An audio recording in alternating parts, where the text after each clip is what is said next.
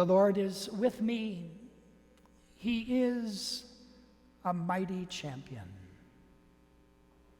The prophet Jeremiah makes these words made known to you and I as we gather for worship today.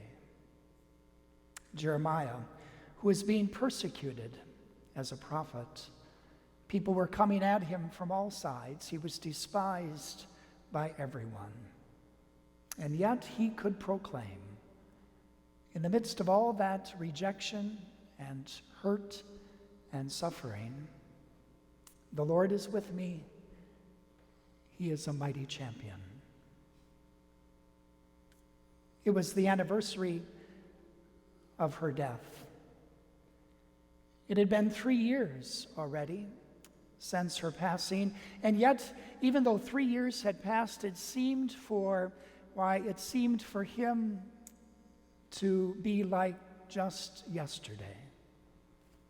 The loss was still great, the pain incredible, the void and the absence of her still ached.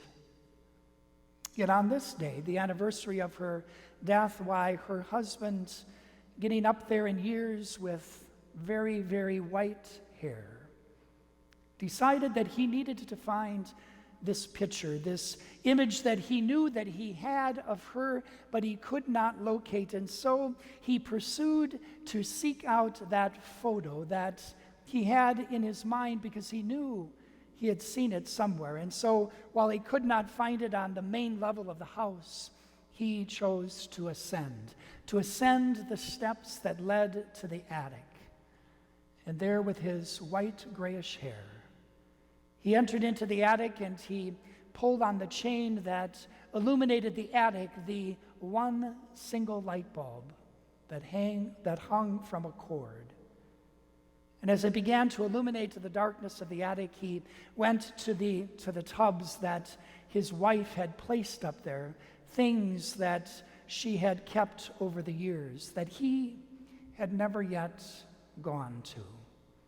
And there he looked for the photos, that one particular photo that he knew he had of her, that was engraved in his memory.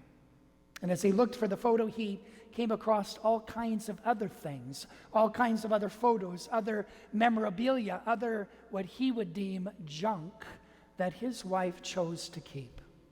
When all of a sudden he came across this tablet, it was a paper tablet, it was tattered a bit, and it had the name of his son inscribed on the front cover. It was his young son's, when the boy was just a mere child's, journal. His son had kept a journal, and this was the first time that this elderly man realized that. He thought to himself, why does my wife choose to keep all of this stuff from our kids' past that really make no difference to any of us except, of course, to the child, and they don't even want this stuff anymore. And yet he opened his son's journal, and he started to look through the pages to see the words that his son wrote about each and every day. And as he was doing so, it all of a sudden dawned on him that his son was imitating him, his dad. Because then all of a sudden the elderly man realized that he kept a journal as part of his work, as part of his business. Each and every day in his business journal, he would write a sentence or two that took place on that given day. And so all of a sudden, this elderly man decided to take his child's journal, and he went down the steps of the attic down to the main level, and he went into his office, and he grabbed likewise one of his business journals that he had kept, and he looked at the two, how vastly different they were. His was leather bound and had this gold engraving on it of the years that this business journal included. And all of a sudden, he opened one of his pages of the business journal, and it read, on this particular day, had to spend the entire day fishing with my son. We caught absolutely nothing. a huge waste of time. And then he thought, I think I'm going to look to see if my son wrote something on that same day. And so he opened his son's journal again and he started going through the pages, and sure enough, he got to the same date of that journal entry of his, and why his son likewise had made a note of what he experienced. And it quite simply read this: spent the whole day fishing with my dad. Best day ever.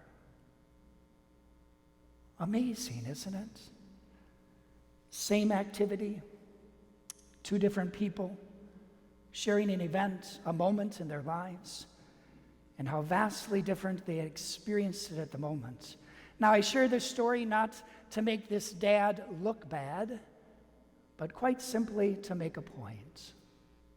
This dad began to realize, like St. Paul did in today's second reading, of how the grace of one man can overflow into the lives and the hearts of others.